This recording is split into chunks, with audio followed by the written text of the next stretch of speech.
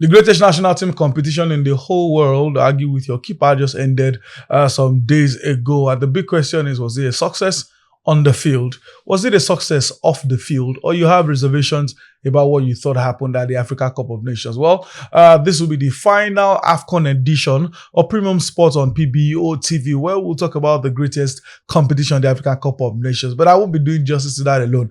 I have great men who knows deep about Nigerian sport, by extension, African sport. But let's take a chill pill. Let me tell you that my name is Boluwatitonishola Omoni, and I'll be your host for today. But we'll go on this breather. When we come back, I'll bring in the guys and we'll delve into the conversation proper.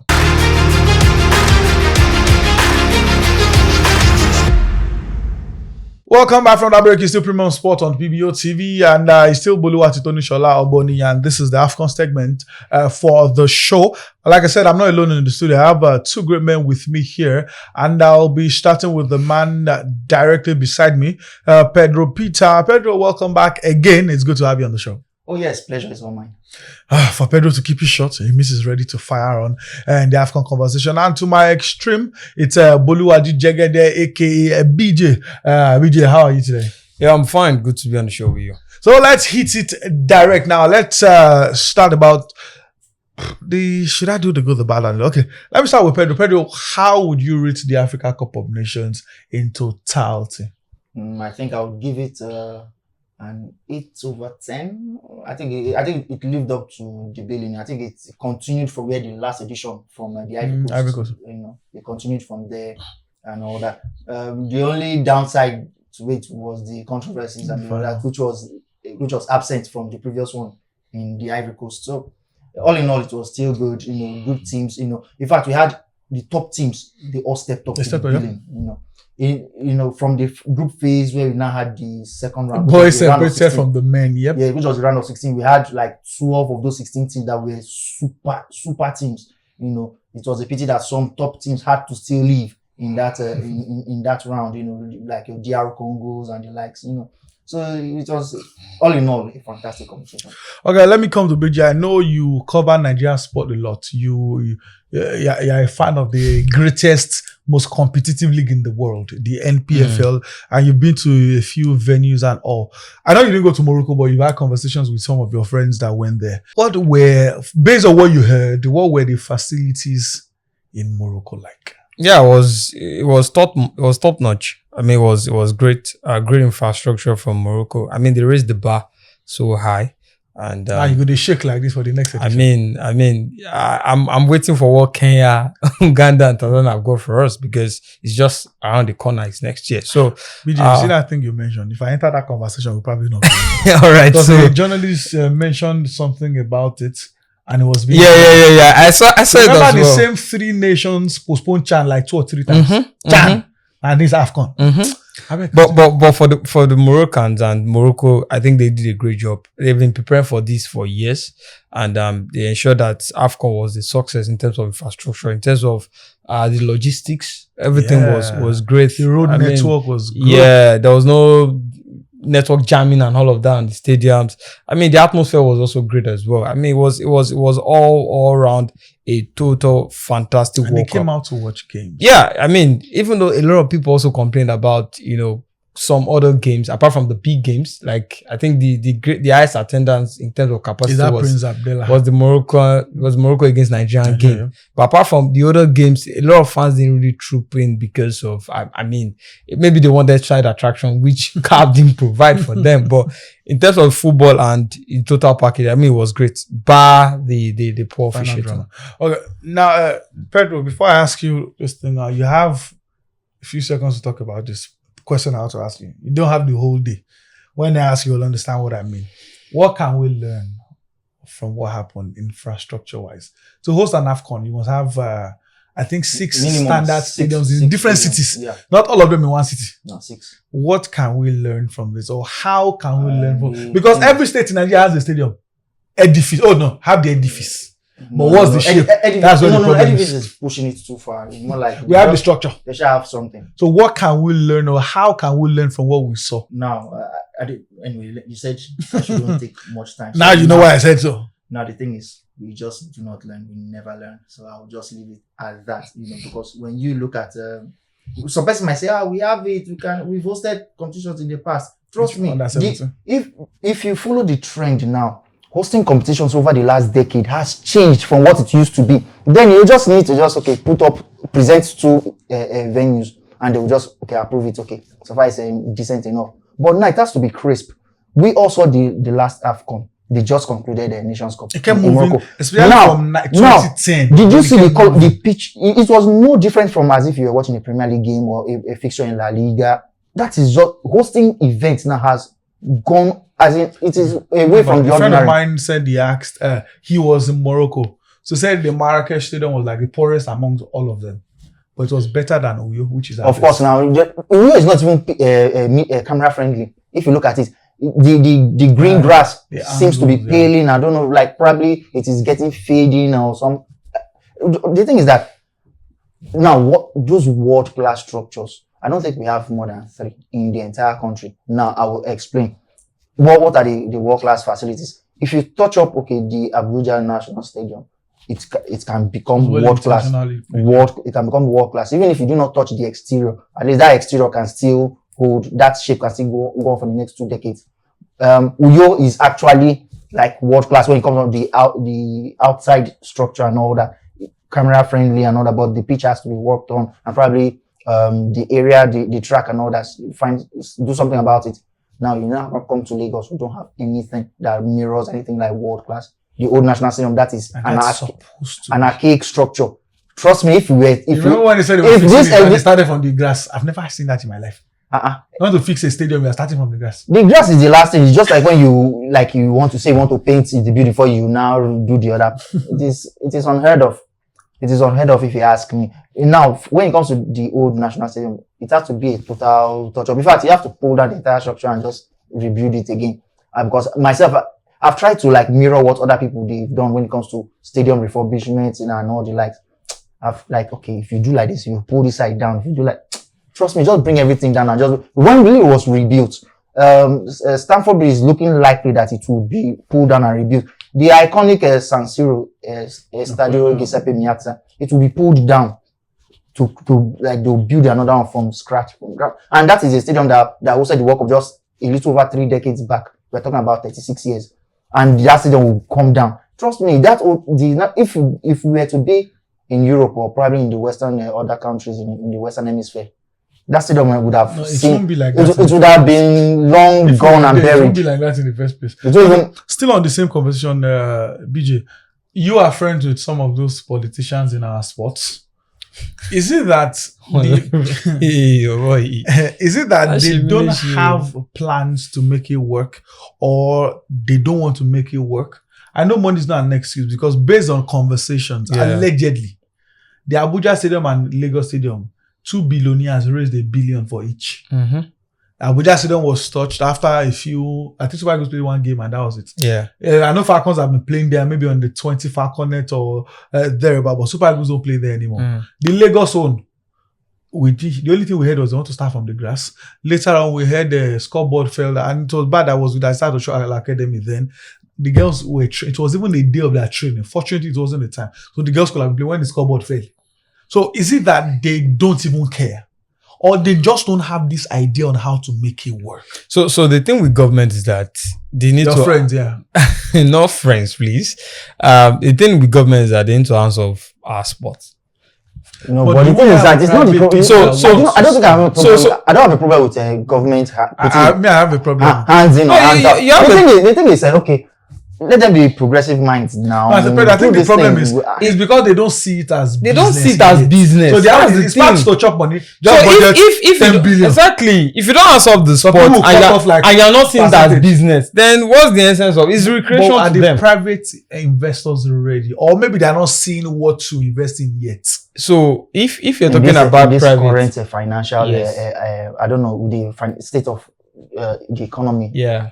Trust me, for a financial outfit to put in the funds, trust me, you have to look a second time, look a third and a fourth time before putting money in anything. Because now, the funds are just no longer there to just do anything out of the ordinary. You know, previously you could see friends could we'll do this. You see the way they normally budget and pay for stuff or host events. They don't do that anymore. Pedro, what cash now is at Remo a premium. Stars are doing, Pedro, that their focus now is more on Beyond Limits than Remo Stars, which is selling players abroad. Although we can't. That is the business model for them. That's selling all our players. That's the business model, and it has always been. It's because Kunle Shunami loves the game.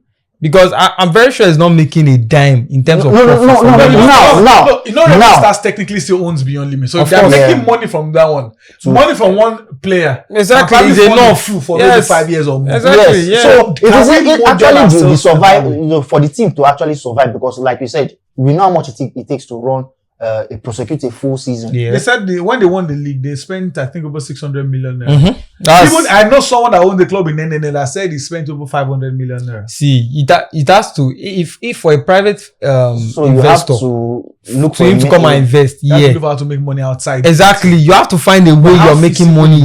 I think player trading is actually one feasible. It's the best. It's the only way now. For example, now because merchandise, you're not selling merchandise. You buy. The flip side from that one is it won't help the league.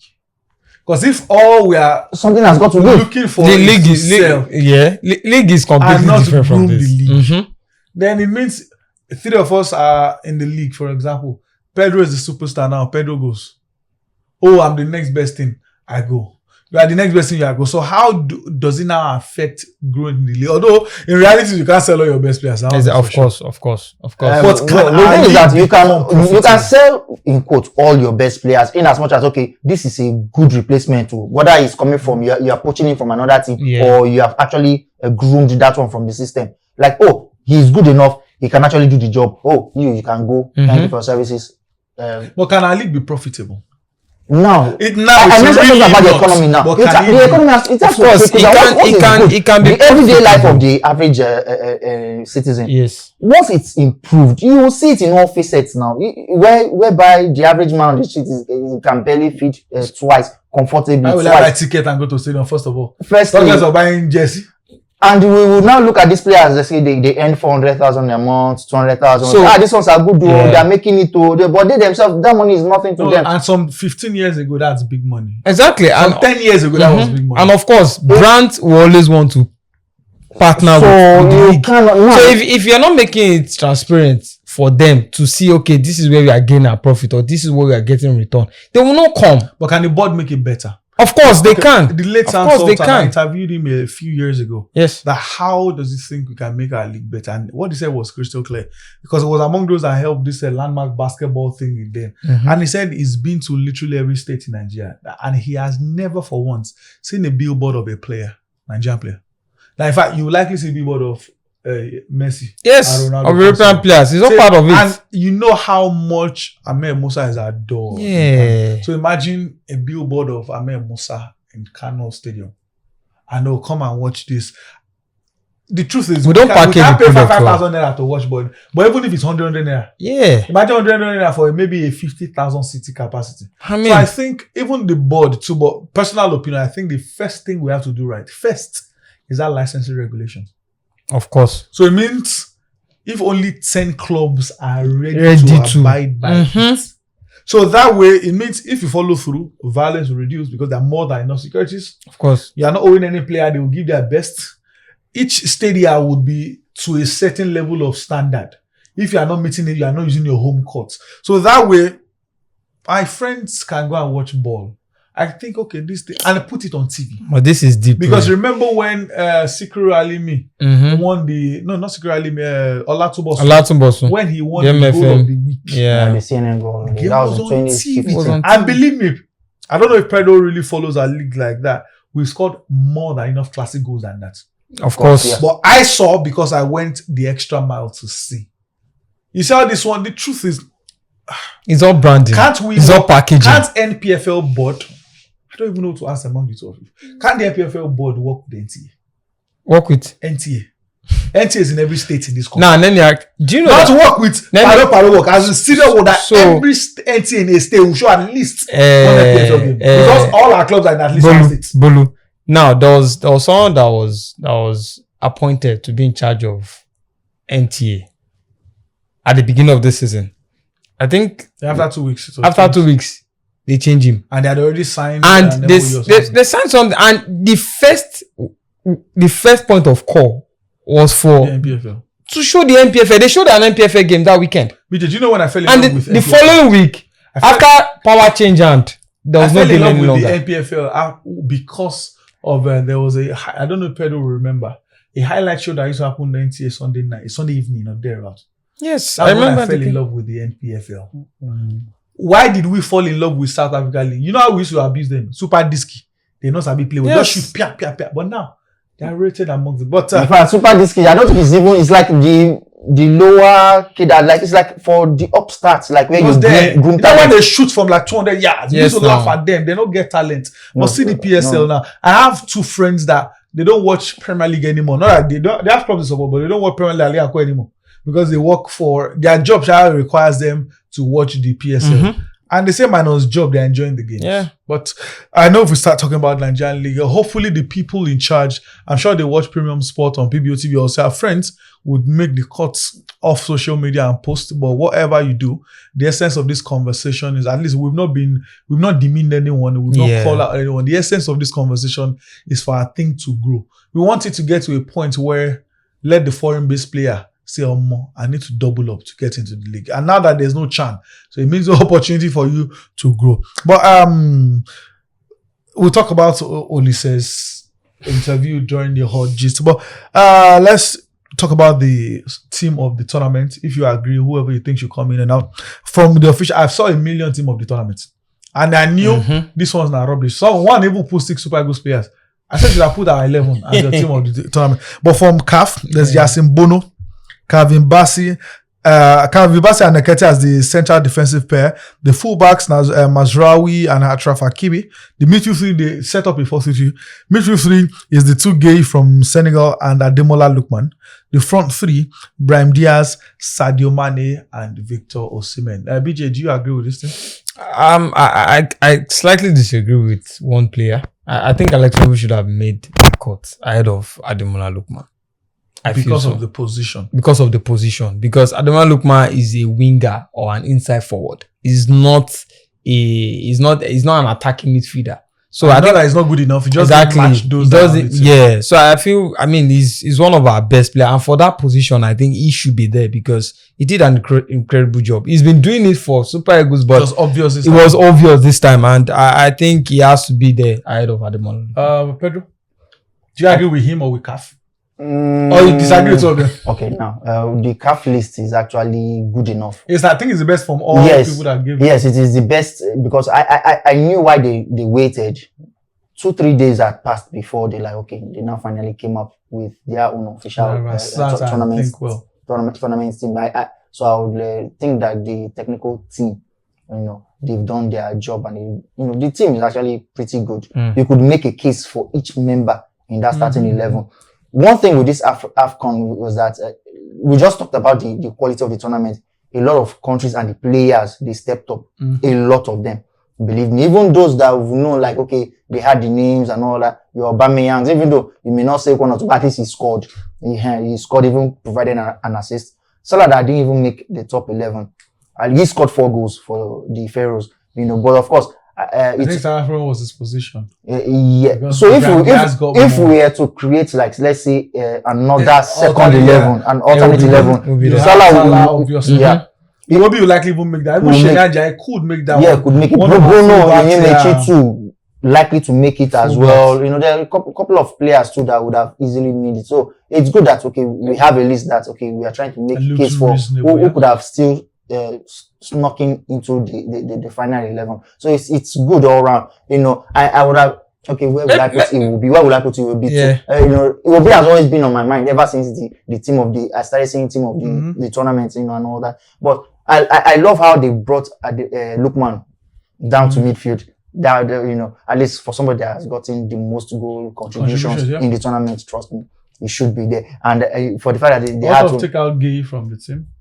Not Ghana Gay. He has to be probably one of the gays because of the goals he scored. I'm sure that's probably why he made it. If they are taking off one of the gays, that would have mattered more because not Idris Gay. Yeah, it's the other Papa Gay.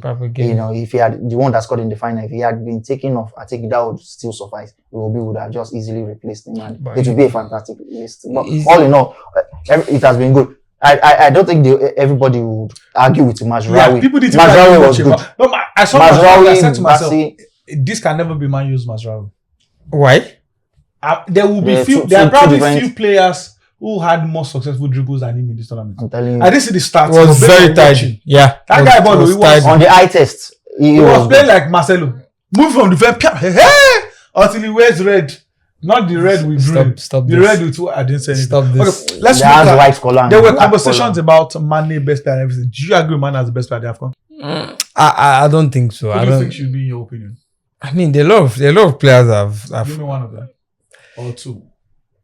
I mean, Brahim Diaz comes to mind for obviously the goals that he scored, top scorer, and of course, I think I'll still stick with Mane because again, it's difficult. It's really difficult. It's difficult. He didn't have the numbers because I test. I think he did an impressive job. The experience. He started the move. I mean, exactly. So he only did a good job in that final. Finally, he scored just 2 goals all tournament, but of course, those were key. That's why I'm saying that. Apart from the goals, performance-wise, all the games, it was impressive. I think Mane was not my. I think it has to be a Nigerian player, Lookman, for instance. Probably if he had scored one more goal. Or probably created another, that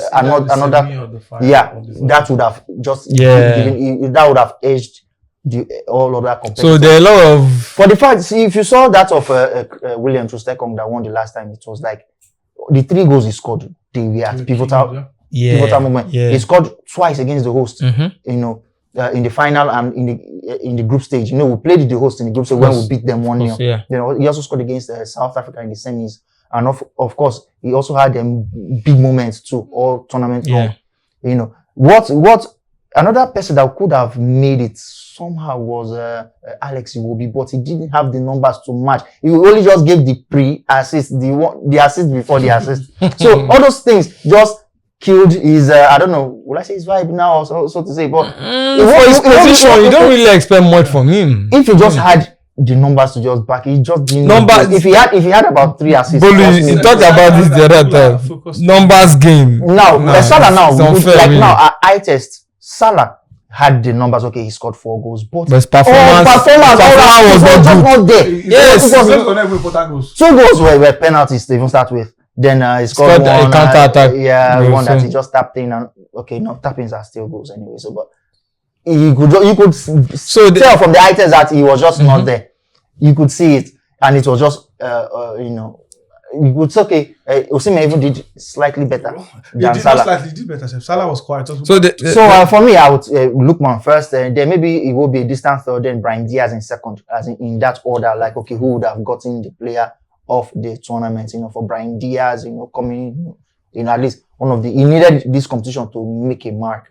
You know, at least then to just send a message to his employers at Madrid. I see the ball. That okay, see, look, this is what I can bring because you have Brahim Diaz, you have Kylian Mbappe, you also have Gonzalo Garcia. That team is stacked. He can't start. That team is stacked. Now, I'm not saying who will start off. You have better numbers. Like you know that okay, trust me, who would come in, who would not come in. That's that Madrid attack for. I'm not talking about the wingers now. Let's leave your Rodrigo Goes and your Vinicius Junior and the likes. We're not talking about them, but like the backup, your elite nines. You can now call your Brahim Diaz now. Trust me, he should be starting. Okay. Well, it's been an exciting conversation, and we've had loads of time to talk about the Africa Cup of Nations. I'm sure from next week we'll start doing the news beat from the beginning, except something exciting that tickles our fancy. We need to go on a break right now. But one thing I need to mention is for those of you that think the AFCON was not interesting, that's the Cup of Zobo. Barcelona were beaten on the same day of the final and people didn't even care. Nobody bantered them. City lost. Nobody cared because we were preparing for the final of the Africa Cup of Nations. Henry said he's been watching the AFCON for decades. Many legends. But some of you, with something inside the head, they are focused on the negative. That's your business. We enjoyed AFCON. We will enjoy AFCON. We'll keep enjoying AFCON. In fact, that's why some of us are sad that every 4 years, but whatever is the Africa Cup of Nations. And for those of you focusing on what happened in the final, let me tell you here, the referee made the right call. The 2 calls were right. The goal was not even a goal because it blew before the goal. And if the goal had been scored before the whistle, it would have chalked it off because that was a push. Intentional or not, harsh or not, that's the rule. And the penalty was the right call. It was a penalty. All the drama that happened after, big ups to Sadio Mane for bringing down all the shenanigans, the drama, the negativity that would have happened. Things like that can get you the player of the tournament. But whichever way, the Africa Cup of Nations for 2025-2026 has come and gone. Next year will be the next edition. Hopefully, Uganda, Tanzania, and Kenya will not make us postpone or they will not mess us up. And I'm sure, inshallah, we could still be here to talk about the beauty of the tournament. Let's go on a break right now. When we come back, it will be time to do Euro Focus.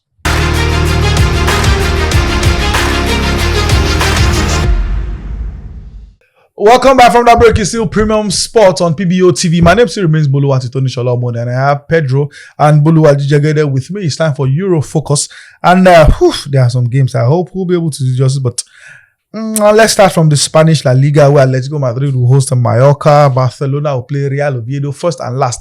It's been a while. We saw bottom of the table defeats top of the table in Spain at home. The last time it happened incidentally was Barcelona. Let's see if it happened well this time. Real Sociedad will host Celta Figo. There's Deportivo Alaves against Real Betis. Getafe will go away to play Girona. There's Levante versus Elche. Rayo Vallecano will play Osasuna. Valencia will play Espanyol.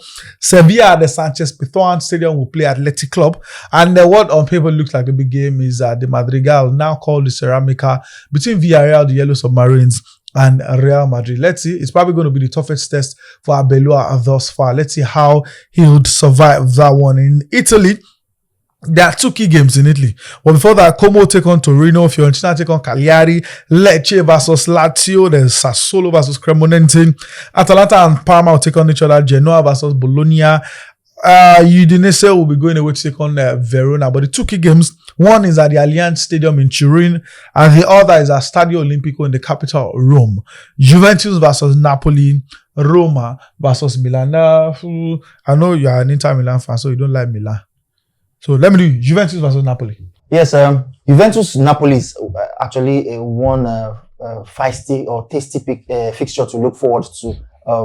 Juventus, they will be looking to build on from their win in the Champions League in midweek, and also the not so good result they had last weekend. And of course, Napoli, they are coming into this fixture off the back of a defeat in the Champions League in midweek. So both teams had their mixed fortunes in European competition. So for Napoli, however they want to pick up all 3 points against Juventus, because they seem to be a little bit off, just 6 points adrift of table toppers Inter Milan. So they would want to get all 3 points, but Juventus, it will not be easy, playing Juventus. And then Napoli, they've seen a departure already, Alang, whom Antonio Conte struggled to get from AC Milan. For now, he'll be heading to Galatasaray, to finish up the campaign. So it's I don't know, it's a little bit off for Conte at the moment, but Napoli should, I don't know, it's difficult to call, but I would still want to stick my neck for Napoli maybe getting a draw. I don't think they would lose this fixture because they just need to still remain in the conversation as regards the Serie A title race, so they will not lose. So Spalletti, they are off and on, their inconsistencies is just what is making me not to give them any bit of an advantage in this fixture, despite the fact that they are the home team. So they may still come this weekend and lose at the Allianz Stadium. So it's just something else. But what about Roma Milan? For Roma Milan, well, Roma Milan, I think Milan, for all the good work that Roma has done, at some point they topped the table in probably the first quarter of games this season, but they've tailed off a bit, and now they'll just make do with a place in the Champions League. Now, Milan have shown that any fixture they are good enough, whether the so-called big fixtures or the not so big fixtures. And this is just one big fixture that Max Allegri will be smacking his lips and looking forward to. He knows that he gets 3 points he will still crank up the pressure against the City rivals Inter. Don't forget, they are just 3 points adrift away from Inter Milan. So by the more you're putting pressure on Inter, there's a huge probability that they would slip up. Eduardo Bove, who played his football for Roma, he has actually switched destinations. He has gone to Watford now on a 5.5-year deal. So now Roma, they are without, but of course they've themselves. They've been busy. Daniel Malen, he came from Aston Villa and he scored on his debut last weekend. Although Leon Bailey would be leaving Roma to go back to his parents' club Aston Villa, since it's like a domino effect, having Daniel Malen coming, they had to let Bailey leave. Of course, not that they actually had to let him leave, but it was so because Aston Villa recalled him. So for this fixture, I give it to AC Milan. They would do enough to. In fact, not that they'll get a draw, they'll win this fixture. Convincingly. Well done from Premier League. Let's move on to the Premier League, the ever controversial, dramatic league in the world. West Ham United on Saturday will take on Sunderland. Fulham will play against Brighton and Hove Albion at the Craven Cottage. Burnley, a tough one, will play against Spurs. And at the Etihad Stadium, it's Man City against Wolverhampton Wanderers. Vitality will be the venue for Liverpool. When they go away to take on Bournemouth, Crystal Palace will play London Derby against Chelsea. This will be at Selhurst Park. Newcastle United will bring Aston Villa to the St James's Park. Brentford and Nottingham Forest. Everton will welcome Leeds. But the big game, obviously, in England, especially what happened last weekend, the game has raised the hype again. Mm-hmm. Arsenal will be at the Emirates against Manchester United. New manager bounced last week in the Manchester Derby. Now they are taking on the table toppers. The toppers everywhere. Europe and the land and all. Can Man United stop Arsenal this weekend, BJ? Yes, very, very difficult game right there for Manchester United because, again, you talked about manager bounce against Manchester City. City are horrendous, but for Arsenal, they look like a very more compact side. I think they are very good, both home and away, and they find a way to ground out results, irrespective of the system you play as the opposing side. So, for Manchester United and Michael Carrick, they need to work their socks off if they want to get the results. They need to convert their chances. Case in point, the first leg where they played their heart out and they end up losing. And I mean, if they want a different result this time around, they need to get the results whichever way they want to play. I'm happy that United is playing a back four. At least we can make it basic. We can make it basic and we can let the transition be seamless, just like the way we saw against Manchester City. So for Arsenal, they've been struggling. Last 2 games now, they played draws, and it doesn't inspire confidence for Arsenal fans. I know they are very worried about this game. I think United will do enough to win this game.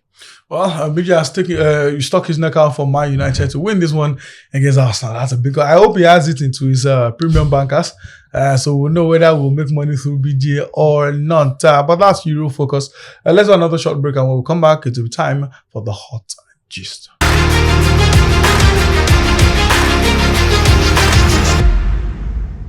Welcome back from that break. We've hit home stretch on Premium Bankers or PBO TV, and it's time for hot gist. Yes, AFCON is over, and the conversation also came out when AFCON ended. So there won't be talks of distraction. The former captain and midfielder, coach of the Super Eagles, Sunday Olise, released a bombshell that's given or produced different reactions from people on social media.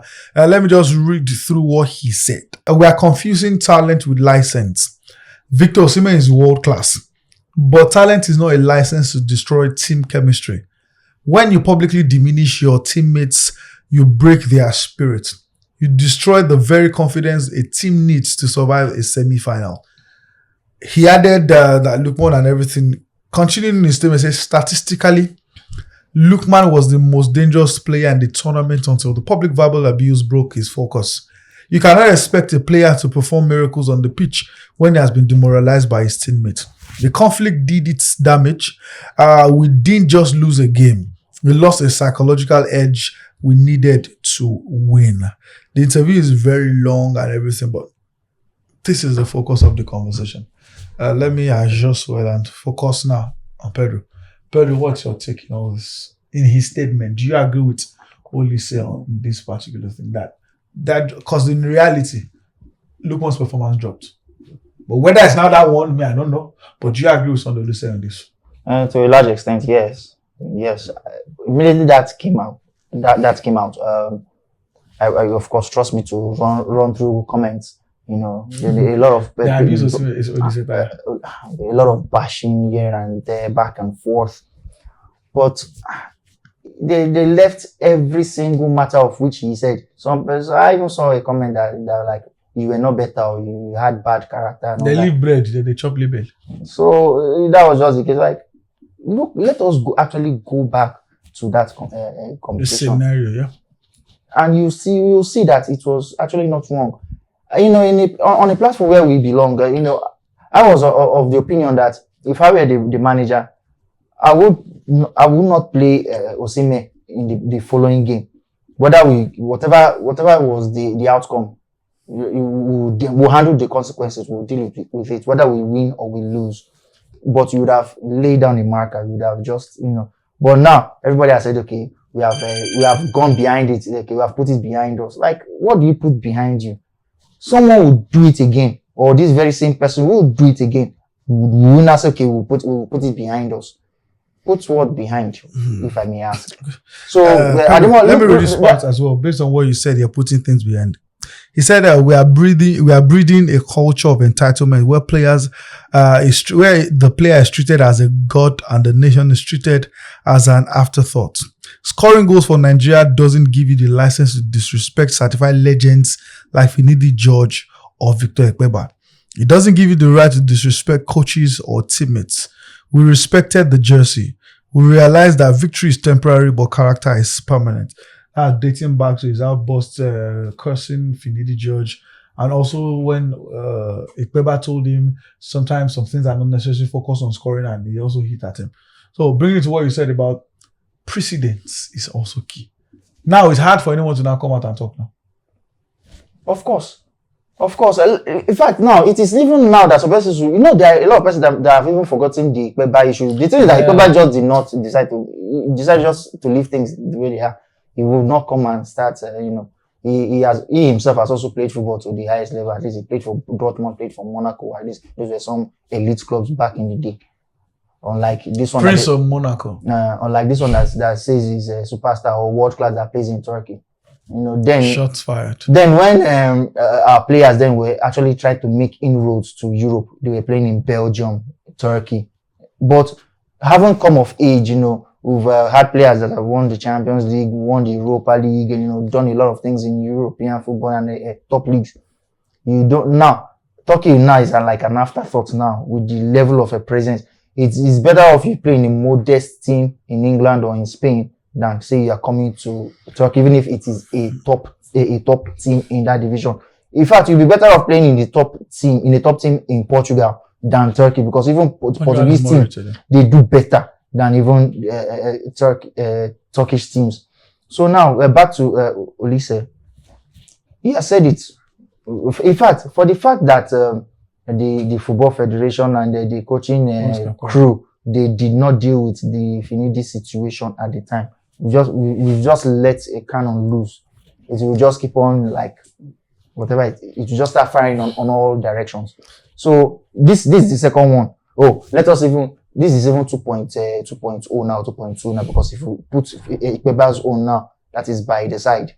That is someplace else. We'll come back to it now when his cup has failed, so to say, and we've now accumulated all his sins, in quote, because calling Victor Ekpeba Agbaya, that was one thing. Now the second one, I called Finidi. What was Finidi's grouse? Now Finidi's grouse with him was not that he did not extend him an invite. He invited you he gave you a call up. You are now giving excuses, in quote. Now, Osimhen's reply was that, oh, no, I was injured. I told the coach, I did this, I did that. Why I was not there, but why I would support Finidi is his attitude towards the invite. Every other person will come, you are like the second to the last person, if not the last person that was strolling. Sometimes even after the camp has opened and there's a deadline for all players to have reported, he's the one that will come. But he said last. He was injured. Is it the medical department? At least the medical. You know that story. The funny thing is, Finidi never said that thing. Exactly. There were reports that I probably said in conversation off air. Finidi never came out to media like it was touted. That's why I said Finidi should have sued that crazy media blog that reported that thing. You know, it's a different thing when he didn't come out Pedro, that guy and say this is what he said. So he never came out and said maybe on the radio or TV or something that the guy is rejected, he doesn't want to comply. We all have conversations with say things we know can never. And even if I get an exclusive gist, except it's something that there's probably evidence. Yes. For example, if they say, okay, BJ slaps Pedro, maybe we're having a low-key conversation. I can discuss it with someone, he slap and true. But to not come out and report.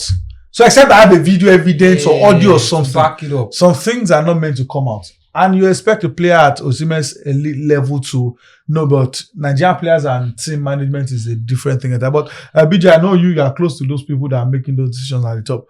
What do you think about this? Because this Osimhen has got divided opinion. We don't care. I like the timing that he didn't want to disrupt it, so they won't say it's the cause. But what do you think about this Osimhen Olise statement?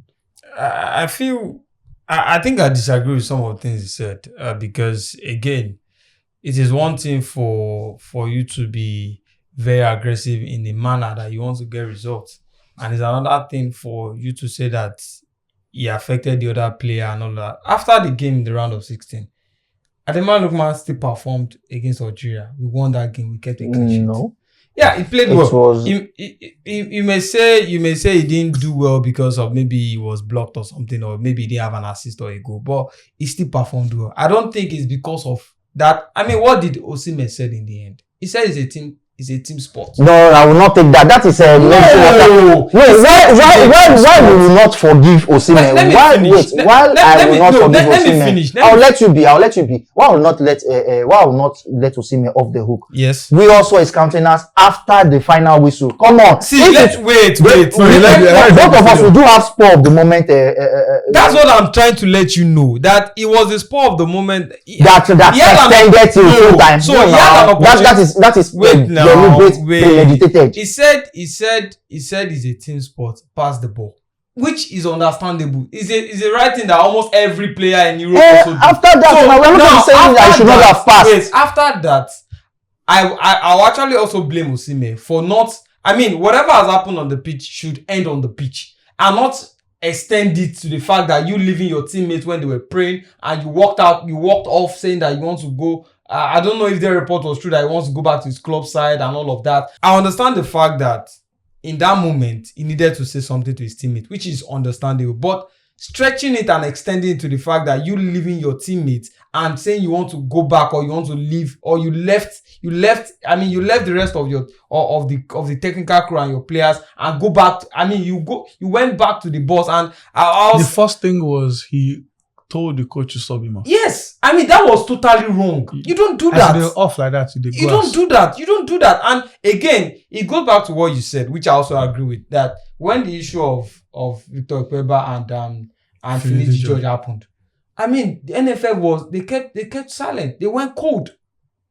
And they didn't even come out with a statement or saying that, okay, we've tried to resolve this or that. Everything just went cold. That's why I want Rivers United to win the AFCON. It is totally wrong. So if the NFF has not sorted that issue and make a very strict discipline that this thing should not happen again, and if they have come out and said that, okay, this thing is wrong and we've condemned it and they've also disciplined Osimhen in that moment, then this will not happen again. It won't walk out of the team in Morocco. It won't. So I won't blame Osimhen in the end because, again, he didn't bring himself. There's a body that is working under. And if the body is just like if they're pampering him. Exactly. If you're pampering him, then this is what we continue. This thing will still happen again. A lot of people have criticized his attitude. I love his attitude on the pitch. He wants to win. He's not the only one. No, calm. His attitude to win, I love it. If we have had this kind of if we have this kind of attitude against Morocco, despite that poor officiating, maybe we saw the same poor officiating against Senegal. Look at the way the Senegalese players were bullying. We were not good in that fixture. That has to be said. It is one thing for you to. It has to be mentioned that we were not. We are not. Where were we in that fixture? Listen now. Did we merit to win that fixture? No, listen. I understand that we didn't play tactically. Away from the officiating. But sometimes players play. They put it upon themselves that we die here. we'll do our best. Whatever the officiating, look at the video that was going all around about Alex Iwobi. I mean, at some point he was tired of the officiating. He had to go down his knee and saying, what's going on here? But again, if you've got the mental for, that's why a lot of time we say that you must have winners in your team. I don't think we have enough winners in our team. We don't even have leaders in our team. You said enough winners. So what have they won? People that can't even qualify. That's what I'm saying. That's what I'm saying. Prior to the 2019 Cup of Nations, we missed 2015 and 17. That's what we are saying. Okay, now a lot of people are also saying that, and which I also agree with. I mean, these players also, they don't want the black card from Nigerians. That's why they don't want to play the penalty. A lot of people have that idea. They have that notion as well. Because now you are playing top place, all of a sudden, all the fours are playing penalty. What happened against DR Congo? Your coach said the best penalty takers play. What happened against Morocco? The better penalty takers play. I mean, this it doesn't make sense. So his attitude on the pitch for Victor Osimhen, I love it. But off field issues, or maybe you overreacting and all of that, I condemn it totally. Because every time everyone wants to give his best. We know where he came from. The growth and all of everything is an inspiration for him when he does the blue white jersey. It's not an inspiration for the rest of the foreign players. See, people we still talk about the money they get from their club side. I mean, so when you get those kind of money, where's the inspiration to play for? We see videos of Samuel Chukwueze talking about he wants to go and eat this and that. A player should not come. What's the meaning of that? It has to be an honor to you to don the green jersey and perform at the now this is where I'll pick offense now. You see the way you mentioned Samuel Chukwueze that he wants to go, and now you are saying that of Victor Osimhen, and okay. Now you said something like the Chukwueze one is also off field. It's off field now. It's still off field. I disagree with you. Now you're saying it is you love Osimhen's desire on the pitch. Like, hello, is that not your job? Is that not your work? Desire and mentality yourself and myself. We are not going to the World Cup. Yourself and myself. Yes. We are both sportscasters in here in the biz. So you talking like this, and someone says, "I love his passion. I like the way he's." That is what you do. That is what puts food on your table. You know that is what provides my passion. That's what provides whatever it is you. No, so for the fact that a doctor does is whatever. If you are saying this. Why did I don't see it as anything. Wait, do you know that the game? It's what I do. Do you know that the game against Morocco, Alex Iwobi and Emmanuel Lookman ended that game after 120 minutes? Why did they not go out and play the penalty? Why is it that it was defenders that was playing penalties? I'm not sure of Lookman, but I know Osimhen was subbed off later. No, I'm not. Osimhen was not part of. I'm talking about Ademola Lookman and Alex Iwobi. Like they say in penalty shootout, is the players and the managers that arrange. Okay. We are allotted 5. At least each team is allotted 5 kicks. Then before the sudden death of 5. Yes. Now Nigeria only played 4. And again, I think Lookman was going to take the 15. So this is the competition that ended just actually, your big boys take it at the first or the last. That's how it's arranged. It's before now. Till date, It's not every big boy that. Sometimes the captain starts the penalty. Sometimes your best players either go first or last. It's a normal trend. The forwards. I mean, we've had penalty. Forwards doesn't mean you are the best penalty taker. No, that's what I'm saying. No. In fact, when I was growing up, defenders go for penalty before forwards. It means they don't train for penalties. It goes back to everybody. It goes back to the last AFCON when it was AFCON. Like, why is everyone taking all now you said maybe they didn't prepare. Now, moments ago we talked about Brahim Diaz. You said he will not start. Doesn't mean he's not a good enough attacker or a good enough forward because there's an Mbappe in front of him or there's a Gonzalo Garcia in front of him. All of them, they are doing the same job, but all of them, they train. Yes. But the coach knows that, okay, this one does it better, this next. That's why we have pecking order, in quotes. Now, you're now saying, does it mean that why the forward does not play? Is it because they did not train or they did not train for penalties? Or maybe pressure or something. It could mean now that, the coach has seen and it's okay, these guys, they do it better than these ones. So, or probably he has probably shown it open that, okay, I want to play, come forward. Yes. I want to play, come forward. Signal your intention. So now we are not there now for you to now say to now ascertain. You can only you can only just speculate. Of course, you can only speculate now. You can speculate. So now, what I'm trying to say is that please, all this thing about that thing pains me to the marrow when I hear that Osimhen Japan. This country has gone to the World Cup before. We've scored goals. We've done a lot of things. So those people don't have passion, or I don't know. So the passion that please. If you are saying that the rest of these Super Eagles players have passion, and so what are the passion results? I'm not saying they have passion or they have. I don't say they have passion. Don't be attuned to a player. I said because Johnny well bring it. And mentality is different from others. That's what I'm saying on the pitch. All he does on the pitch is just fight. By fight now in quotes, just. What is this? Why do you say this? No, that is why it is not. Fight, and he won the title in Napoli. After how many years? Fight. He's not the one that led it. Okay, why? Okay, now he didn't let what? No, is it the standard person in that team? Okay. You had a Kim Min-jae in defense. You have a Vicha Kvaratskhelia also in attack. You also had other players too. You also had the captain too. Guisa was there among the. Thank you. Others, that is even stretching it.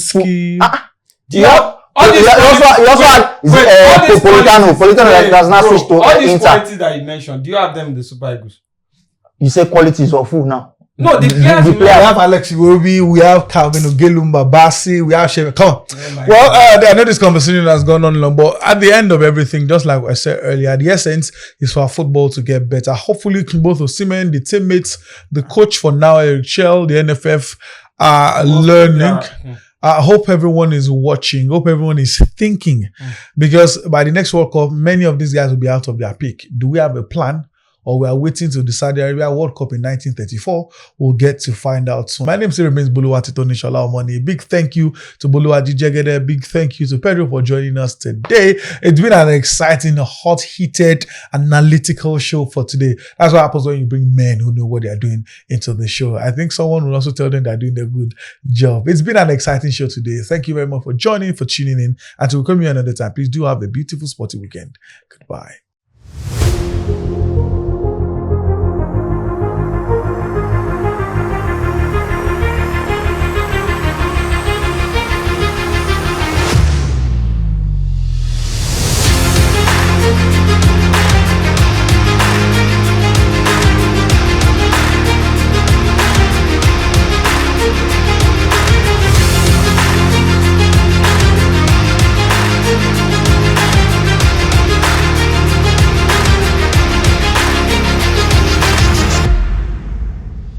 Premium Box Office TV. Everyone loves premium. Premium Box Office TV is exclusive on StarTimes.